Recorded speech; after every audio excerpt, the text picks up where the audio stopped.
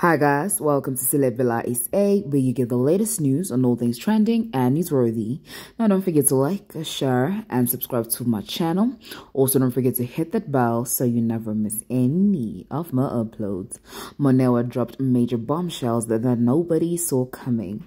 She took to her Instagram and broke down narrating all of the hurt she has allegedly endured in the hands of her ex, where she spoke on how her career was being ruined by her ex, who amongst other things got her evicted from her home and left her in major debt, where she was even forced to leave her recording label.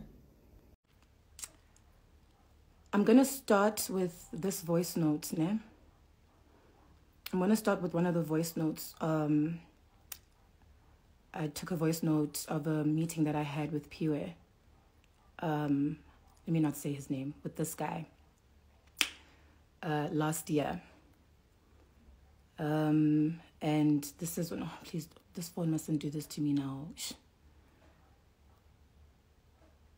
Oh! Please don't start. My other phone is whiling. See, I cracked it. That's why it's acting up.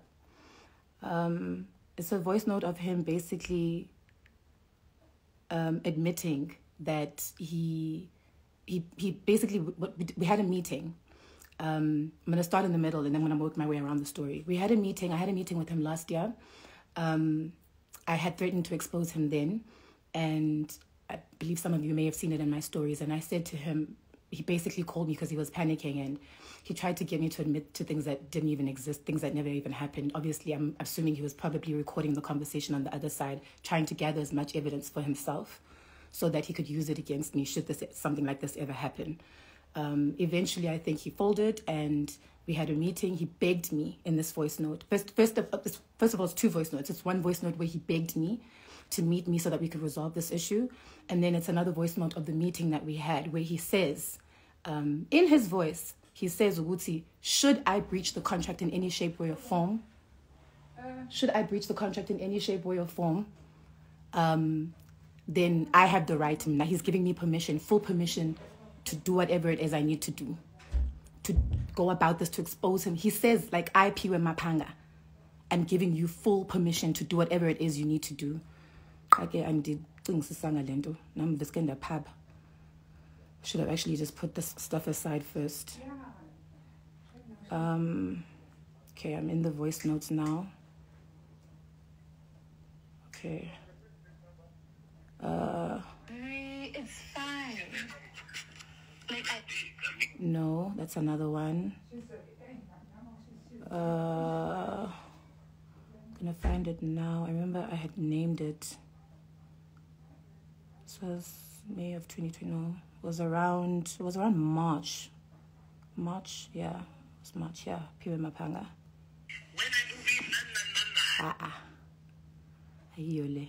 Lena, we're in a restaurant not far from my mom's place. This is 2019. March. A WhatsApp group? Nope. Lendo.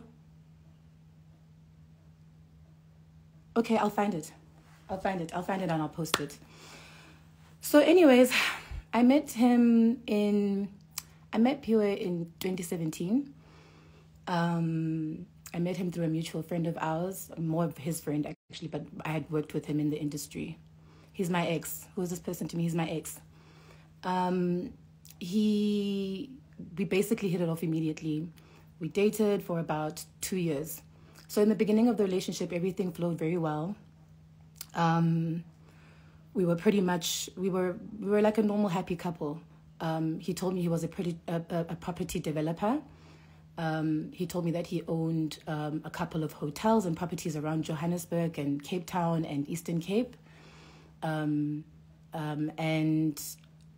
he drove very, like this was actually the first guy with money that I'd ever dated. I'd never dated a guy with money before. So it's crazy to me that his sister's saying that I was trying to ride a gravy train, but we're going to get into that. And yeah, it was a happy relationship. He drove very nice cars, you know, but he never actually had a place of his own. He told me that he lived at his hotel where he worked. he lived at the hotel where he worked. And I wasn't allowed to go there. I wasn't allowed to go see his apartment. So most of the time we spent time together indoors was at my place, at my apartment in Rodepoort. I had a small little 2-bedroom apartment there. I used to love that apartment. And I paid rent there the whole time. He never paid, not one time. He never paid rent, not one time. There was never a single time that he ever contributed towards the rent in the year that he spent at my place. So it was like shaky. You know, he claimed to be one thing, but in the beginning of the relationship, there's certain things that I could pick up. Like he would say, you know, he would say certain things and then forget that he said them. You know, when somebody tells you that he's doing this or he's this type of person, and then next thing, kufanana. Turn off the comments. How do I turn off the comments? How do I turn off the comments? Can somebody please tell me how I turn off the comments? But how? How do I do that? Can somebody please tell me how to turn off the comments, please? Turn off comments. Yeah, but how? How do I turn off the comments? How, babe? Okay, guys, I see all your comments, but go to settings. Does this mean I have to end the live? Go to settings. No. Do I have to end the live? How do I turn off the comments, guys? At the bottom, 3 dots, comment section. Yes. Turn off commenting. Okay. Cool. So anyway, yeah, you know, when somebody tells you stuff and then it's a little shaky and then they forget that they told you this thing, it was stuff like that. Anyways, I started noticing issues with him well, for me, the main issue in our relationship was the fact that I wasn't allowed to see where he lived. And he didn't want to introduce me to this business partner that he claimed to have at the time, who he was spending a curious amount of time with, which was this elderly Chinese lady. At the time, he told me that she was 66, and I was very uncomfortable with their relationship. There was even this one time where I found messages between them that were just baby, and he told me that baby means friend in Mandarin. And I was like, baby means friend in Mandarin. I Googled it, and I was like, baby doesn't mean, it's like, no, it's like a Mandarin slang. And I was like, okay. I was extremely uncomfortable with it. So I gave him an ultimatum that, you know, he would have to do something about that situation, that living arrangement there, because I'm uncomfortable with him going back to this place where he shares with his business partner that he calls baby, and he's spending awkward times with and traveling with and all of these weird things. And that was pretty much the main issue in the relationship. And him constantly at my place and me not knowing where his toothbrush is or where his clothes are or where, you know what I mean? Like, I don't know where my man sleeps when he's not sleeping at my place where I live. So that was just an issue for me. That caused a great deal of the issue. That was one of the first shady things that I picked up about him. And then eventually he told me that he was going to leave that place. He was going to, you know, he was going to move out. And God, I'm shaking. He told me he was going to move out. And he told me that basically this lady was dying of cancer. And that's why it was complicated. He couldn't just leave. Because she was sick, and so he had to continue to be there to help take care of her, and eventually, you know, he's going to find a way to move out of the place or whatever.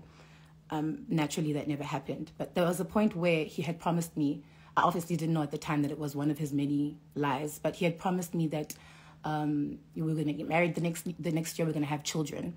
And we went house hunting in Harties, because he always said that he wanted to live outside of Joburg. He never wanted to live in the inner city because he didn't like the noise and stuff. So he always wanted a place far away from Joburg. So we went house hunting in Harties, and then that fell through as well. And it was just weird shit after weird shit after weird shit. Now, here's where the financial issues come in. I feel like I'm flip-floppy right now. I'm so nervous. I don't know what to do with myself. Whew, there's so much to tell in the story. So at some point in our relationship, the first financial issue, at some point in our relationship, Piwe took my car. He took my BMW. He said that he was going to go fix it. So my BMW had a dent. It had a dent on the side, on the left side, and then also the mirror was like bitlekile. And so he took my car, he took my BMW,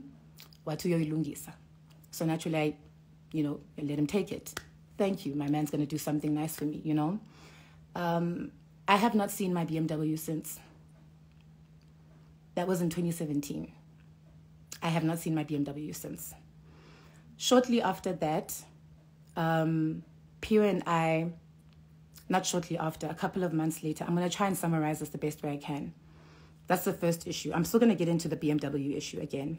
That's the first issue. This was part of the reason why I'm doing this live, part of the reason why I'm exposing him. And I'm going to explain how now the debt that I'm incurring as a result of that BMW that I haven't seen in 5 years, I'm still paying for it today. I'm still paying for that BMW today. But I have not seen my car in 5 years. So he took my car to Lungis. It turns out he gave it to his cousin. I don't know what his cousin did with it. And it has been a wild goose chase ever since. How he came about getting me the Range Rover. It was New Year's Eve. We went to a party that one of his friends was hosting in Centurion. And on our way back, we got into a fight. And I can't even remember what the fight was about. But things were already tense. Anyway, we got home, we were drunk, we slept on it, woke up in the morning. And mind you, this guy had laced me with alcohol. We had literally he had bought me booze after booze after booze at this party. So when we got home, I was drunk. So he wakes up. So what he was used to is that every morning I would wake up and make him breakfast. Every single morning I would wake up, make him breakfast, iron his clothes, put them on the bed, shine his shoes. I was literally this dude's cheerleader, maid, best friend, you name it, I was everything. I was fully committed to this man. So that was what he was used to. Every morning I'd wake up, make him something to eat, breakfast in bed, some coffee, some cereal, whatever.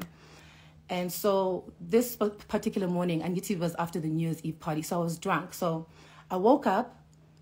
So he woke me up, he woke up early, and he's hungry. He's like, babe, I'm hungry. And I'm like, I'm still hanging, I'm like, hey, babe, there's food in this fridge. So I'd cooked the night before. I had made chicken and a salad. That's another thing. I was monitoring his diet. So he wasn't allowed to eat takeouts because he wanted to lose a certain amount of weight. So I monitored everything that he ate. And I cooked everything, most things. If we didn't go out on a date or whatever. So this particular morning, I was hanging, and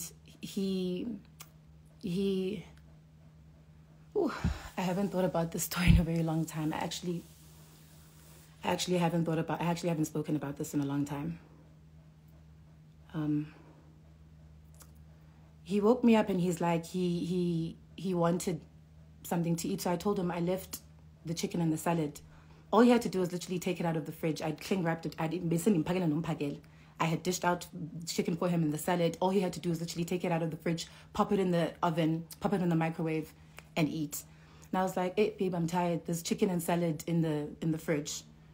I'm exhausted. I wanted to go back to sleep. And I could sense that he was put off, but he didn't say anything. He's like, it's like, oh, babe, I'm hungry. And I'm like, well, there's food in the fridge that I prepared yesterday before we left.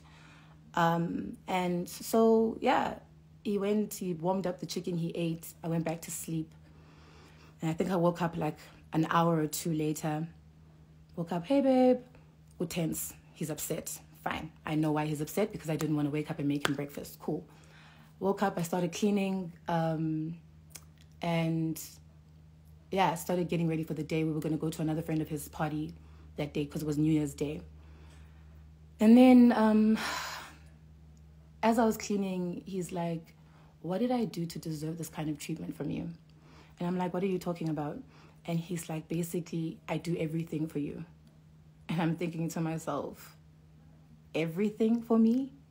I wake up every day and make this man breakfast. I am out here taking his family members out And on most of those dates, I pay. Like I was a committed girlfriend. Every aspect of his life I was basically involved in. Well, almost every aspect of his life. And this nigga didn't even help me with rent, even though he was living in my apartment. This nigga had taken my car, had not seen it for months, saying that he was going to fix it, had not seen it. You know when somebody like gaslights you, like beyond gaslighting, and he's like, yeah, but every time we go out, I pay. And I'm thinking to myself, nigga, I could pay for my own dinners. Like, thank you, but, you know. So, anyway, long story short, guys, we had a back and forth argument. And he's like, I do this, and I'm like, I do this, and da-da-da-da-da. Just one of those toxic arguments that any respectful couple should never have. And eventually, he made the threat. He said something on the long. I want to make sure that I quote him word for word. He said something along the lines of, "You're actually pissing me off now. Usiyangicasula manje, sengizokushaya." And I said to him, "If you lay a hand on me, uzolala ejele namhlanje." And next thing I remember, I blacked out because he had pounced on me from across the room. Next thing I was standing, next thing I was on the floor. Next thing I'm blacking out again. And I'm seeing him like, what are you doing?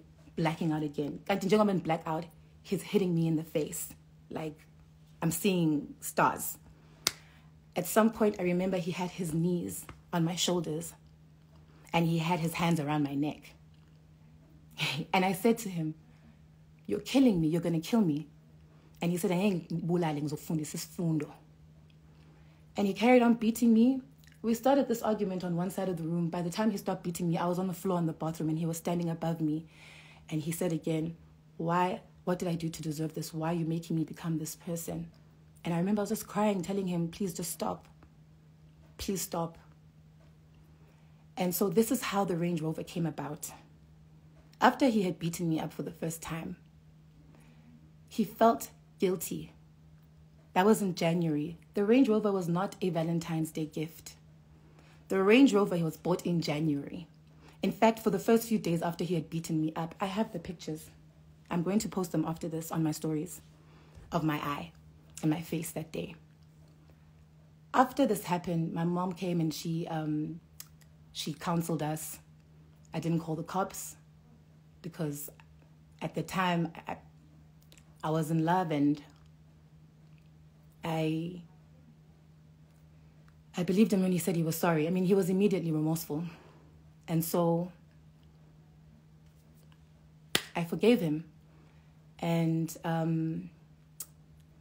my mom came, she counseled us, he left that day. And here's what's crazy. After he beat me up that day, I still wanted him. I still wanted to sleep next to him.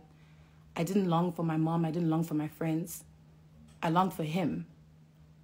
I wanted the person who had just beaten me up to comfort me. I know it sounds fucked up. Maybe I am fucked up. But I longed for him. And so it did not even take me that long to forgive him. He was back the next day. He brought me flowers and he'd given me the car keys to a G-Wagon that he was driving at that time, a white G-Wagon. He claimed it was his. I know it belonged to his Chinese girlfriend, the elderly woman, who actually owns all of the hotels and the properties that he claimed were his. And he left me the car. He was like, I can drive it around for the next couple of days. And then he left me his card and a bouquet of flowers. And he left. And I felt bad when he left. I still wanted him to come back. In fact, I called him. And I was like, you can come back tonight. Shameful, I know. But yeah. Yeah. And then shortly after that, a few days later, he was like, let's go look at some cars. We were back to normal. Within the first 3 days, we were actually back to normal. Didn't take long. I did not hold him accountable for what he'd done at all, which is probably why he carried on doing it later on in the relationship. And I kind of blame myself. I take accountability for the fact that I did embolden him by not making him accountable for what he'd done. To a point where the second time he did it, he didn't even feel bad. In fact, he started to feel like emboldened by it. Like, oh, she does this all the time. She cries. We'll get into that. But anyways, That's what brought about the Range Rover. That's why he got me the Range Rover. The Range Rover was basically a gift because he felt guilty about what he'd done. And in retrospect, now that I think about it, it was probably a gesture to kind of shut me up. It was probably a means of him to shut me up.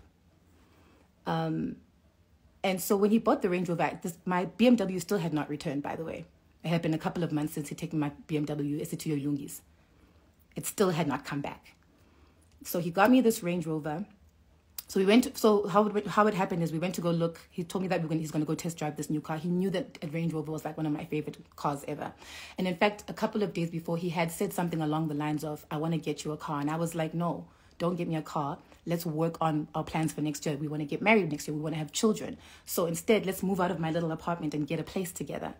And then, once we've settled those expenses, we'll think about getting things like nice cars and whatever." He was like, "No, I'll do that and get you a car." He insisted. So when he was like, "Let's go look at these cars. Let me go look at this car I want to test drive." I was like, "Okay, cool." I kind of had like, a hunch that he was probably going to get me this car, but I didn't think he would do it that soon. So we test drove the car. I told him I liked it. It was really nice. Next thing, he's like, "It's yours." And I was like, "Oh my God." I'm sure you guys saw all those pictures when I was like, "Oh my God, wow." I was really, really happy. I was truly grateful. It was actually one of the happiest moments of my life because that was my dream car. And I was grateful. I was very, very grateful. And then, so he told me that I needed to do the paperwork myself because he was putting it in my name. So the arrangement was he was going to pay for the Range Rover for 3 months. At the time, he was doing a deal in Tanzania with a Tanzanian tycoon where he was developing property. I'm sure you guys will also see if you track back my posts. There was a time where I went to Tanzania with him on like a little mini vacation. He was actually developing property there. And then he told me I should come, and then we turned it into a vacation because he knew how much I loved Tanzania and I loved the beaches. Everybody knows that I'm partially a hippie girl. So he knows I love water, I love beautiful scenery. So he was like, "Come through, we'll turn it into like a vacation." So anyways, he was brokering this deal in Tanzania with this Tanzanian billionaire tycoon or whatever, where he was developing some property. He was developing some hotels alongside some of the islands there. That deal fell through. He didn't even tell me about it. So he told me that he was waiting for a huge payout from this deal.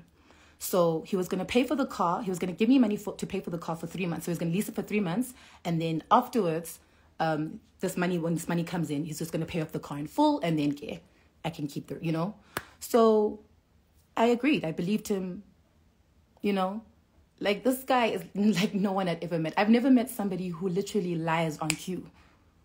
Like this guy can literally make up a lie about anything at any point, about anyone. Anyhow, and it will be believable. Anyways, so he assigned the paperwork for the car, got the car. So first month he paid the money into my account, and then MFC would take the money from my account. Second month he transfer money into my account, and then MFC would debit my account. So that's how it worked. So 3 months was the agreement, and then he would get this big payout from this deal that he was brokering. The deal never happened. So 3 months turned into 4 months, turned into 5 months, 6, 7, 8 months. On the 8th month, we broke up. And that's when he stopped paying for the car. Meaning now, when MFC debits me, they're going to debit whatever money is in my account. So this is where the BAP started. So MFC is now debiting imali in my account that I have put aside for my life, for my rent, for my daily expenses, my money now. Ne? And this is what has been happening. Yeah, this is why the situation is like this is what I mean when I say this guy's put me in debt. So now I'm not only paying for the Range Rover, I'm also paying for the BMW. So now I'm paying for 2 cars. Crazy part of the story is that there was a point where we actually had an argument about this at some point. And this guy literally told me, "What you're afraid of is that," because I kept asking him, I kept badgering him about my BMW. And he was like, "But I told you that it's in a safe place and that you're going to get it back." But I'm like, "You told me that you're going to fix it. You're going to return it. I haven't seen it since." And he was like, "No, you have a car. You have a Range Rover." And I was like, "Yeah, but this Range Rover, you haven't paid it off." And he literally said to me, I will never forget, this man literally with a straight face said to me, what you're afraid of is you're afraid that at some point I'm going to make away with your BMW and then stop paying for the Range Rover. And then now you'll be liable for 2 debts. Is that what you're afraid of? And in the back of my mind, the first thing that came to mind was yes. But because I didn't want to come across as, like a girlfriend that didn't trust him or was, disloyal, I said, no, babe, I trust you. I know you would never do that to me. It's like, so what's the issue? And biggest mistake of my life.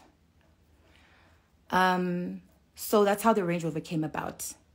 I'm gonna do this the best way I can, guys. I'm literally telling you this story in drips and drabs.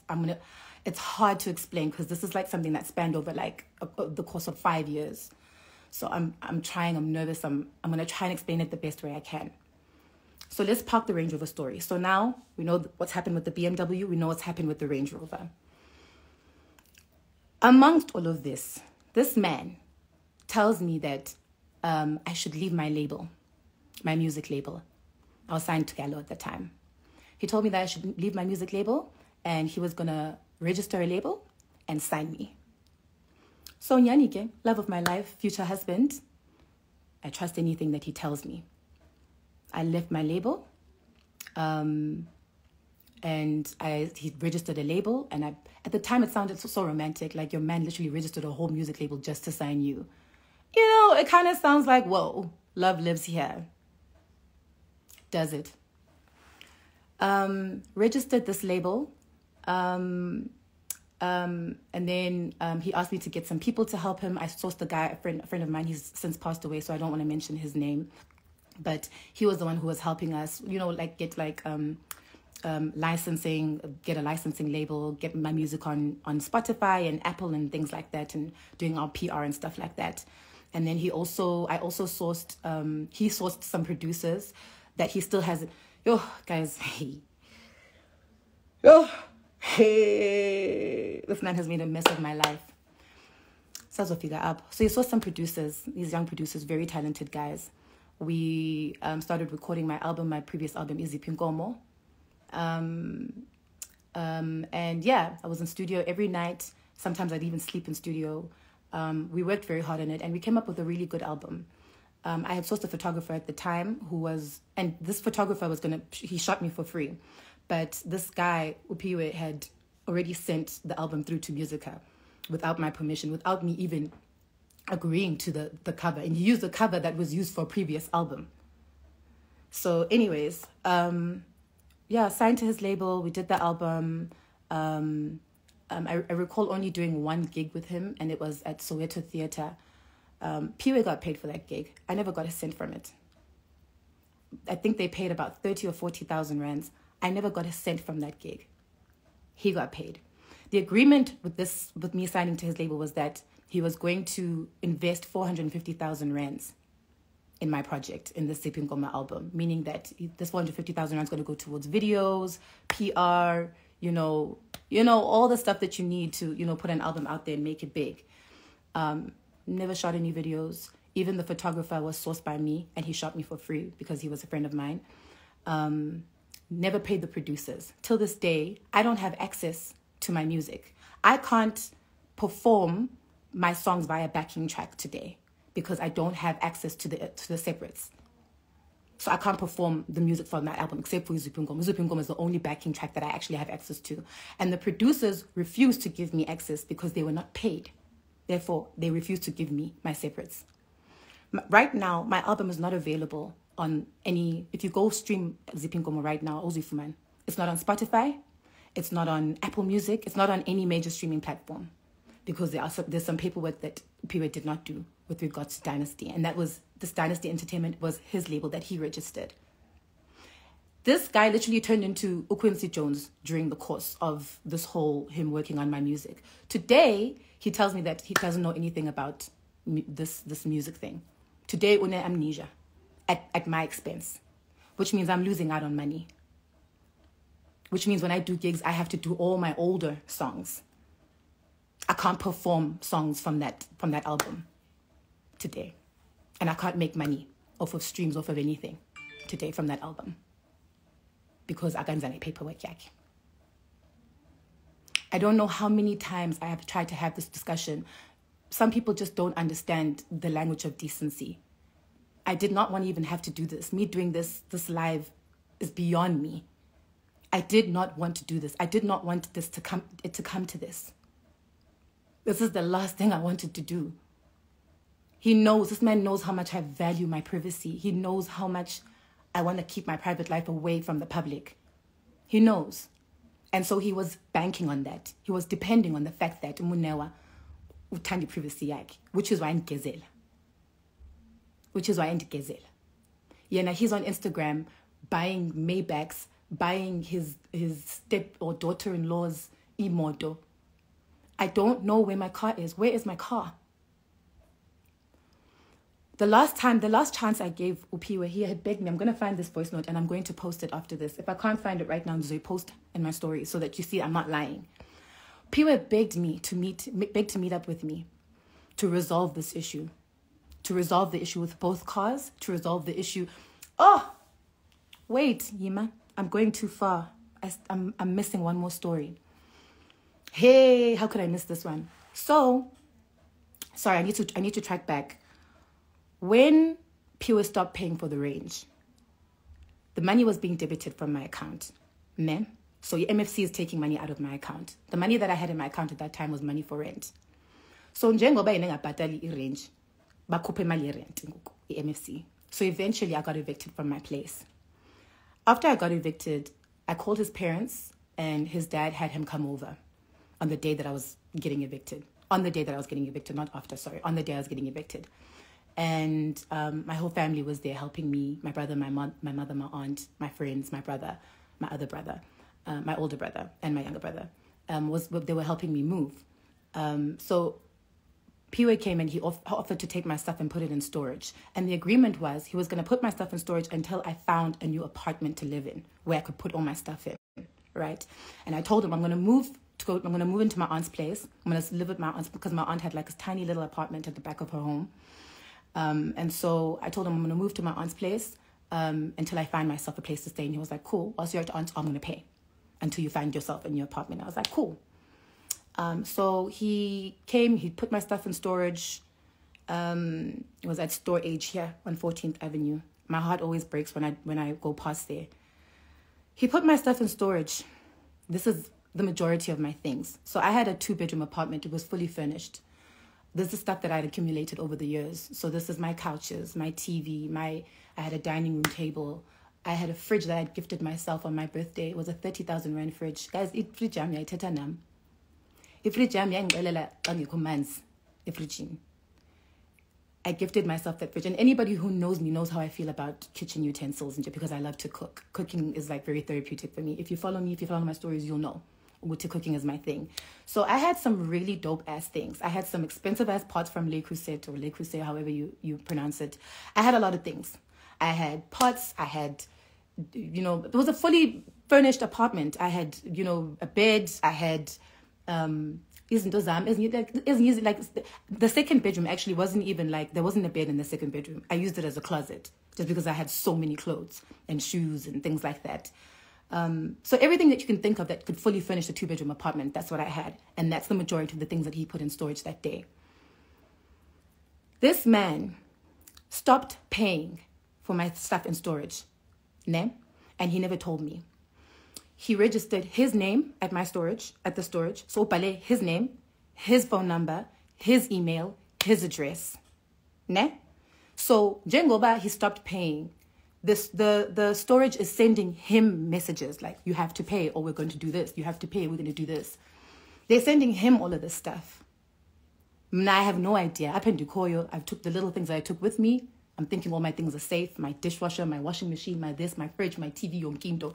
Because my aunt's apartment was already fully furnished itself. So I didn't have to take much. I think I took like one pot, a few clothes, and, just a few things. Because I wasn't planning to stay there for long. I ended up staying for a while, but whatever. This man stopped paying after a month or 2 months. And I can't recall. I'm going to have to check the documents now. He stopped paying after a month or 2 months. And he did not tell me. So by the time that I found out my stuff had been auctioned off, everything that I had, was auctioned off. Like everything. My clothes, my shoes, my stuff, yonkinto. Everything. Think of everything you have in your home. And then all of it is gone. This person was receiving messages from the storage. He was receiving warnings after warnings after warnings. Watula, what to do? Never said anything. At the end of the day, I think I was owing something like 6,000 or 7,000 rand at that storage. I could have paid that. All he had to do was tell me, I'm no longer paying for the storage. Go sort out your storage. Fine, I would have paid it. For what I had, I would have paid it. I lost over 500,000 rands worth of belongings. I lost things that I will never get back. Things that I could never buy. I had this beautiful black book that I've been like collecting memories in it and pictures. I had a picture of my great-grandmother, my grandmother's grandmother, my great-grandmother, black and white picture from like the 1910s. Just some things that are just so priceless that I will never get back. And yeah, I lost everything. I pretty much lost everything that day. I called Piwe and I told him what had happened, and he was like, no, don't worry, I'll sort it out. I tried to call him again, blocked. Blocked or phoned off or whatever the case was. But okay, I couldn't get a hold of him after that. One of his many disappearing stunts. He does that. When he starts to feel invincible or whatever, he does this thing of just ignoring texts and calls. And for him, I can see why his sister's was whiling today. Because I know that he tells them a different story to the things that he does to me.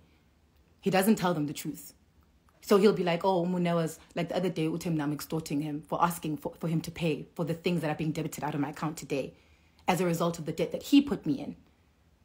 I never wanted that Range Rover. What I wanted was a future for us to build together. I never wanted that car.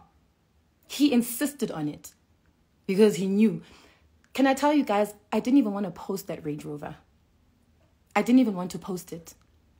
The only reason why I posted in February is because Nguye Owati post it. It was going to help me with my career. It's like, I'm helping you with your album. Yeah, this is going to it's going to spruce up your album. It's going to add hype. So post. And Yanni did. It did help. I thought it was a very smart move. It made sense. It was logical. But I didn't want to post because he knows my privacy is everything to me. I didn't want to post. I'm not flashy about my life. And I don't have much, and I'm not ashamed of that. I saw his sister today posting that, she lives in Waterfall and my apartment was run down. I have no shame in my rundown apartment. It's my apartment. I earned it. It's run down, but it's mine. I worked for it. I have no shame in that. I have no shame in the little things that I have and the cheap things that I have. I have no shame. I walk at H&M, Mr. Price, with my head held high, babes. I wear my cheap clothes and my cheap ndondons with pride. Because I have no shame in my life. Yeah, I'm not used to Louis Vuitton bags and this and this and that. I'm not ashamed of that. Those are not the things that matter to me. This is specifically why your brother fell in love with me. This is specifically the things that he used to say he loved about me. So for him to do this to me, of all people, is beyond shocking for me.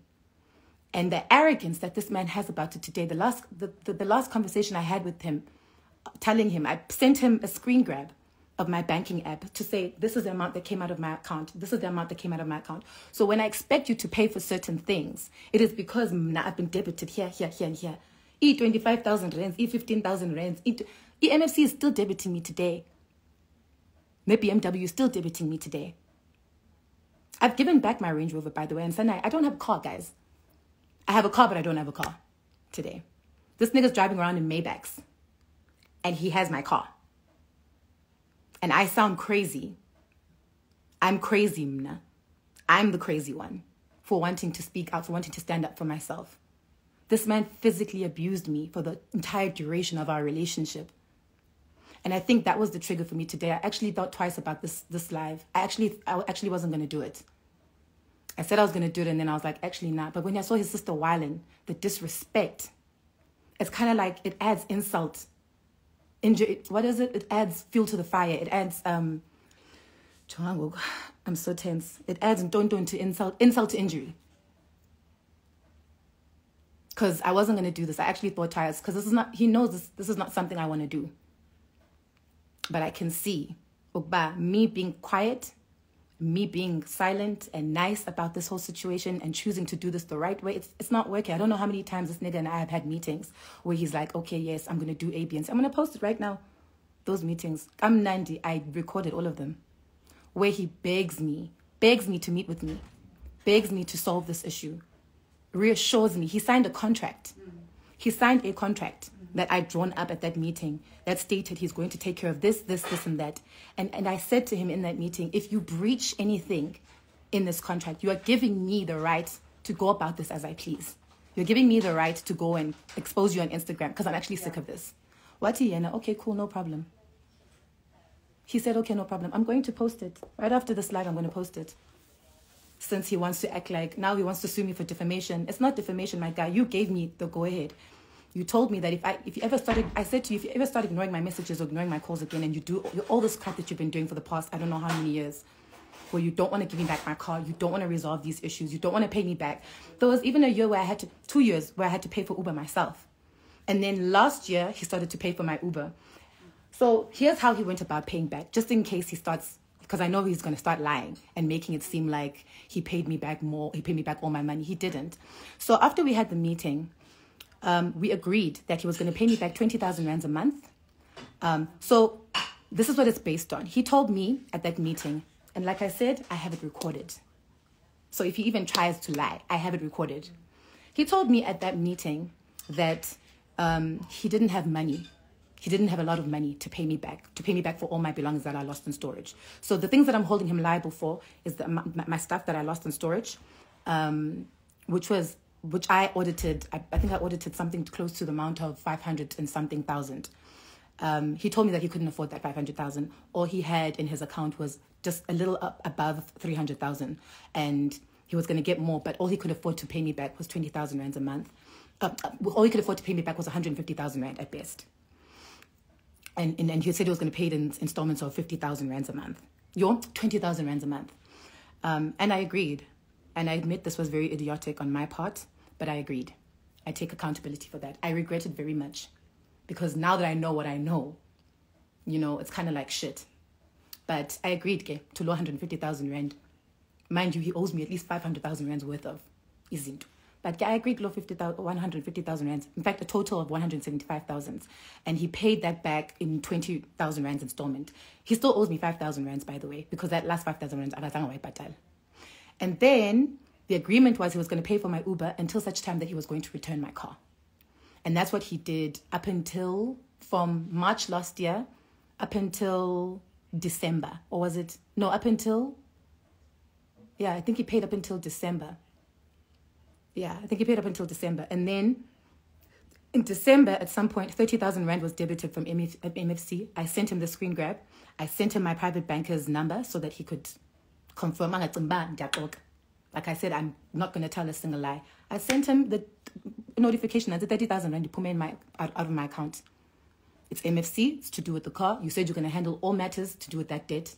And out of that, he only paid me back 18,000 rand. And we agreed that, okay, 30,000 rand was debited. Mind you, kusakhona ezinye that he owes. Kusakhona ezinye that he owes. Kusakhona 25,000, kusakhona 50,000 that have been debited from my account that he still has not paid. Even this Uber, even him paying for the Uber, I paid for my own Uber as a result of me not having a car for 2 years. Him paying for this Uber for a year doesn't even cover that 2 years. It doesn't cover that 2 years. So he paid 20,000 rands installments up until White Batalalo 170,000 minus 5,000. He still owes me 5,000. So I'll give him that.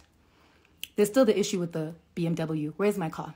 There's still the issue with the Range Rover. Why have you not paid that debt that I'm still being debited for? Izola, I was debited 15,000 rands from the MFC.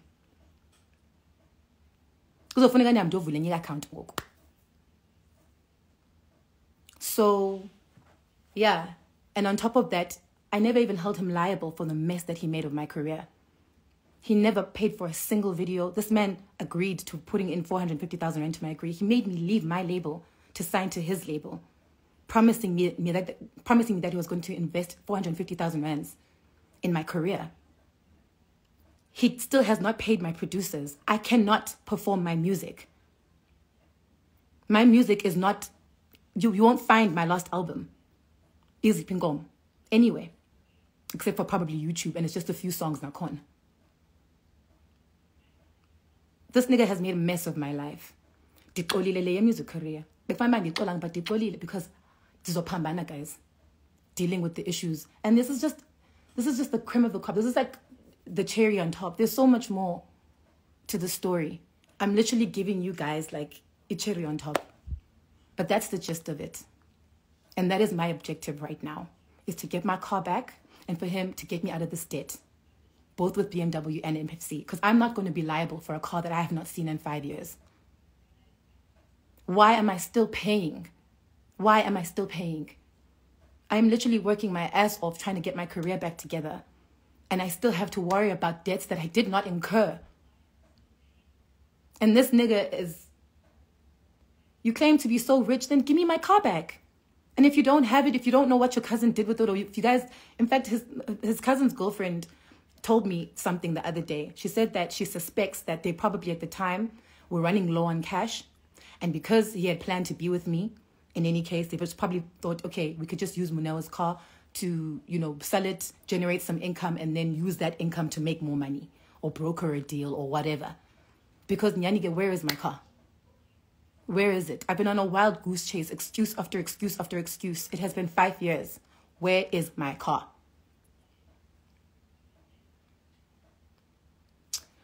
So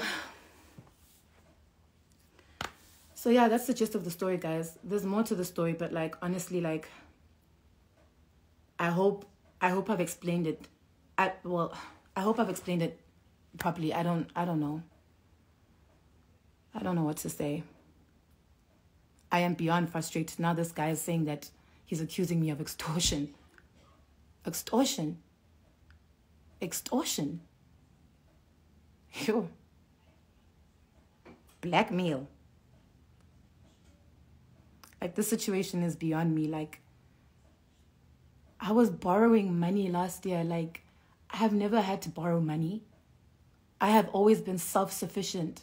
I had to move back home. I had to move back home because, hey, guys, at some point, even when I wanted to move out of home, no landlord or real estate agent would take me because of how bad my credit is, because of all of this debt.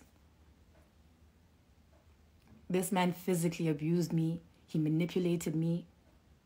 He conned me out of 2 cars.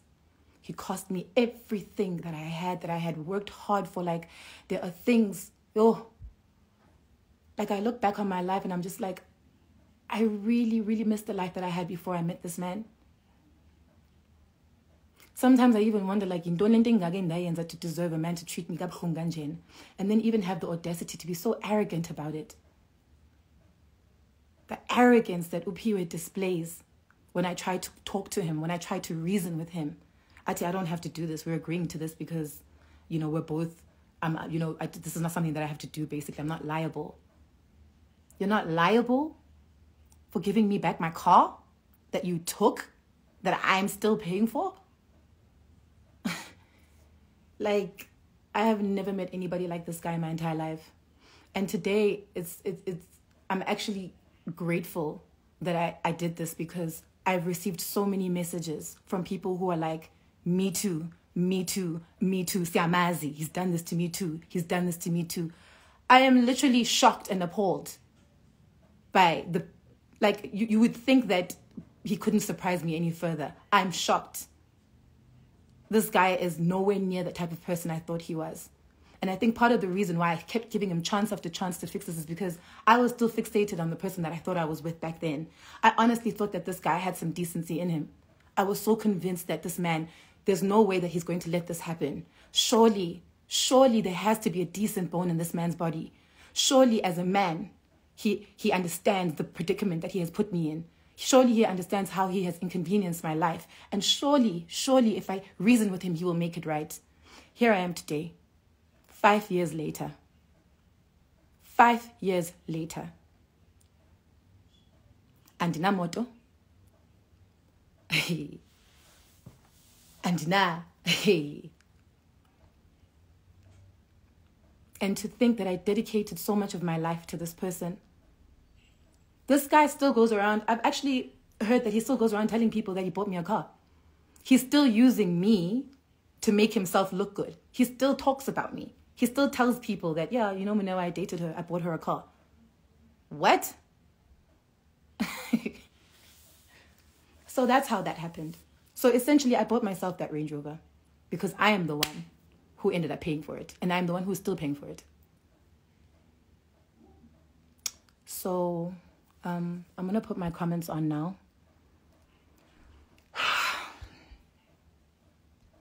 How do I do this? Oh, so yeah, that is my story. Well, that is partially my story. It's been really hard, guys. It's been very, very hard. And sometimes I just feel like because, like, you know, I'm a strong person. I'm all about my work. You know, I work hard, but it's sometimes it just feels like because I have like this strong character, this like strong attitude, like independent woman, some people literally like feel like, yeah, okay, it's okay to treat this person this way. It's okay to take advantage. They can take it. They'll be okay. Like, I'm not okay. I'm not okay. I haven't been okay for a very long time. I'm literally always on Instagram, always, you know, posting happy things, always posting about this and this and that, trying to make a bad situation look good. And yet I'm literally like suffering. I'm literally dying inside. I cannot tell you the stress that this has caused me. I cannot tell you how.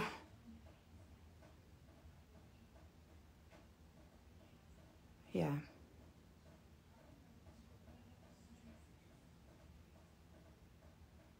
And somebody said today, Pindile posted something where someone was like, oh, things are tough. That's why things are so tough right now for everybody. That's why Moneoa is doing this, because she wants money from your brother. Sweetie, because she needs money. Yeah, I need money. Who doesn't need money?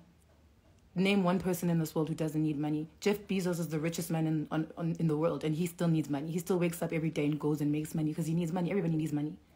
Yes, I do need money, but that's not my reason for doing this. That is not my reason for doing this. I am sick and tired. This man is emboldened by my silence. This man has caused me so much emotional and mental trauma. I will be damned if I'm going to let him continue to fuck up my finances. I'll be damned shame.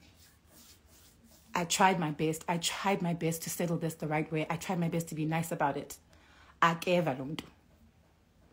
I'm sorry, I'm not going to let somebody get away with my car. Asoze ndingindoda imoto kaloku. Asoze kaloku. Asoze ndimnike imoto yami. So, I don't know, maybe I didn't articulate myself well, but that is my story, guys. And that's what happened. And that is the story of Popio Mapanga. And I'm not the only one he did this to.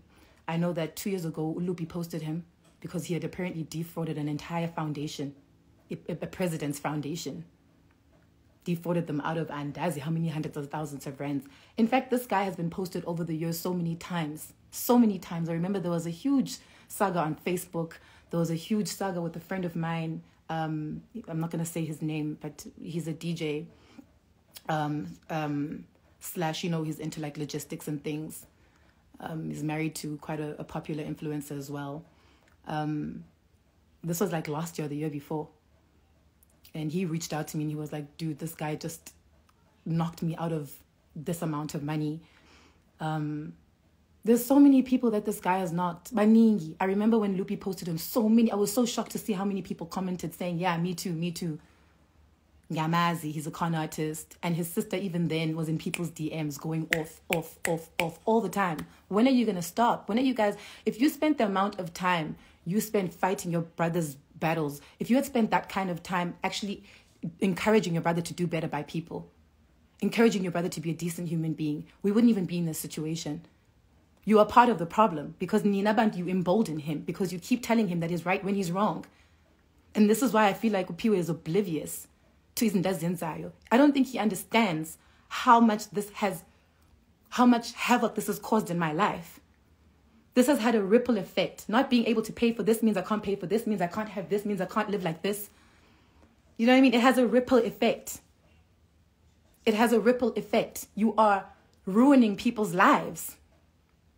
And instead of teaching your brother, but no, ayenzwa lento. This is how you treat people. This is how you do things. When you choose to go, abantu. Yo, when this girl said, what abuse? Yo, she literally sent me a DM. Esitia, you're not even worth my time. Upindi. Esitia, I'm not even worth her time. Esitigum, what abuse? And I'm like, what abuse? What abuse? Yo, I think that was the trigger. I think that's when it was like, you know what? Now they're even like trying to they're trying to act like this nigga didn't beat me. They're trying to act like this nigga. Hey. There was a point where Upio wanted better and then locked me in the back seat of my car. Difunuguye police station. And I begged him. Whatever he thinks he won't. It's okay, son. Okay.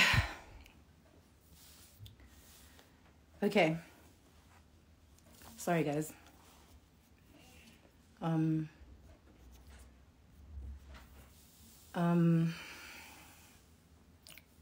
Sorry, guys. I literally promised myself I wouldn't be that girl, Ozokala. I'm not going to be that girl, Ozokala. It is bad, this Okala Naklaj. But I think, I haven't spoken about, I think as in years into, I'd forgotten, not forgotten, but I'd sort of compartmentalized them. I hadn't talked about it. I hadn't thought about it in a while.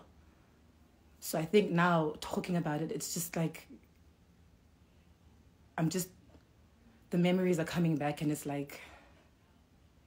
a little bit overwhelming. Yeah, I think my issue is that I haven't spoken about this in a very long time. And I'm being triggered right now. I'm being hella triggered. But yeah. And I don't want you guys to think I'm entirely innocent in all of this. There were aspects of our relationship where Nam shame, I won't lie. I can say that Nam, I was, I never cheated or anything, but I was difficult, I was hectic. I'm quite a, I'm a fierce woman, but I don't think I deserved that. And by the way, I tried to open a case. I tried to open 2 cases. Both of them disappeared. I opened one in Sandton. I tried to go open one in Randburg. And then what was that? Douglasdale police station. Both cases disappeared. I remember the one time I even went with him. The last time that I had threatened him that I was going to do this, that I was going to go on and do a live if he didn't give me back my car. I was like, okay, I want to go to the police station so that we can get a, what you might call it? It is that thingy, that statement, where he acknowledges that he took the car and blah, blah, blah, blah, blah. I was supposed to, what is it called? An affidavit. And I went with him and his cousin, and the police officer told me that because I gave him the car, technically, I'm in that case. And she said this in front of him. Nah, yeah, he was witness. He was there. The police officer said that I don't have a case because I'm the one who gave him the car. And I was like, but I didn't give it to him to have it, for him to have it. I gave him the car because so anyway, yeah. So yeah, that is my story. I don't really want to get into the abuse. I don't want to get into it further. Honestly speaking, it's just gonna make me very emotional, and I'm really trying to be level-headed right now because I feel like the battle is azobande. But that's what happened. That's what this man did. So I am gonna go have a drink now because Ndiako.